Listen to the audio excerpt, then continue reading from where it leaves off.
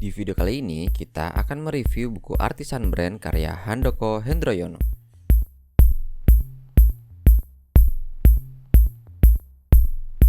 Halo semuanya, masih di channel Kemal MH.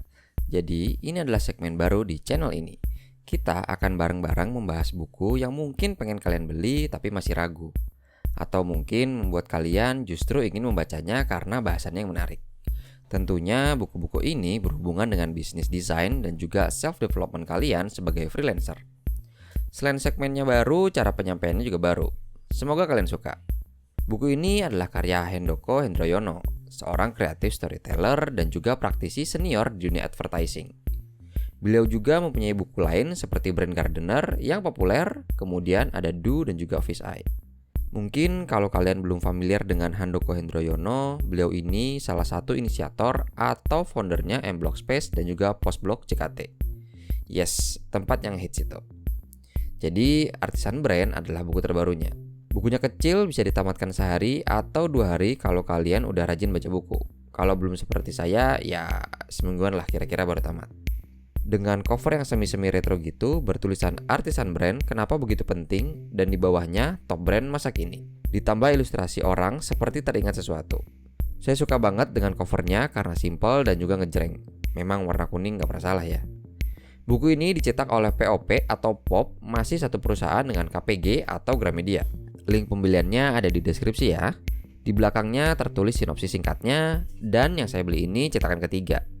Saya beli di tahun 2022 dengan cetakan pertamanya di tahun 2019. Berarti umur buku ini sudah 3 tahun. Tapi walaupun sudah berlalu 3 tahun lamanya, apa yang dibahas di buku ini masih sangat relevan dan bisa dikatakan sudah mulai menjamur. Dan terlihat brand-brand artisan dengan karakteristik yang disebutkan di buku ini. Di dalamnya banyak ilustrasi yang kayaknya karya Handoko Hendroyono ya di setiap halamannya. Gambarnya ada yang nyambung dengan apa yang lagi dibahas di bab tersebut, ada juga yang nggak nyambung tapi tetap dalam satu ide besar yaitu Artisan Brand. Sama seperti buku Brand Gardener-nya, buku ini berisi pandangan atau pengamatan Mas Handoko terhadap perkembangan brand di Indonesia. Jadi di buku ini banyak sekali cerita-cerita beliau dengan temannya, cerita tentang suatu brand tertentu dan juga opini pribadinya.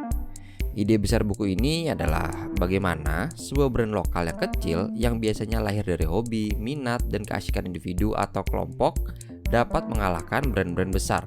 Senjata apakah yang sebenarnya brand lokal kecil punya sedangkan brand besar atau massal tidak?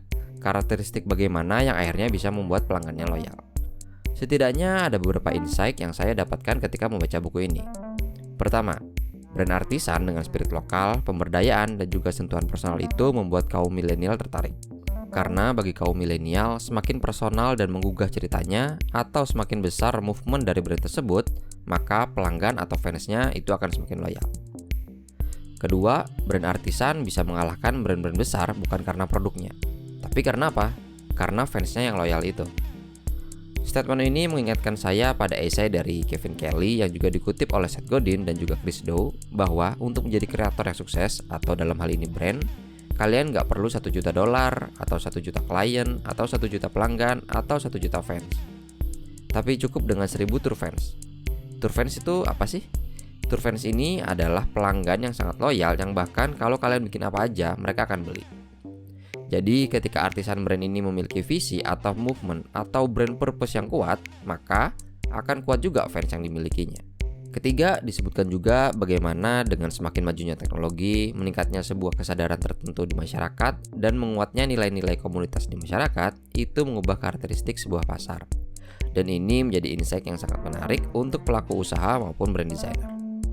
Selain itu juga di buku ini diceritakan macam-macam brand artisan yang sudah ada di Indonesia. Seperti Sejauh Mata Memandang, Lawless, Pasar Papringan, Pijak Bumi, Filosofi Kopi, dan masih banyak yang lainnya. Well, kalau kita lihat saat ini di 2022 menuju 2023, brand artisan ini sudah makin banyak kan? Dan pasti kalian juga sudah memfollow sebuah brand yang kalian lihat keren visi serta ceritanya kan? Menurut saya buku ini sangat recommended banget untuk kalian seorang brand designer, apalagi yang sedang membangun brand bersama dengan kliennya. Gambaran besar terkait karakteristik artisan brand bisa dijadikan acuan untuk mengenerate ide-ide cemerlang yang sangat praktikal. Ditambah dengan insight terkait karakteristik masyarakat Indonesia yang gak akan pernah kalian dapetin dari buku-buku luar negeri. Tapi bagi kalian yang ingin tahu step by step bagaimana caranya membuat suatu artisan brand, baiknya kalian membaca buku lainnya. Karena buku ini emang gak sepraktikal itu.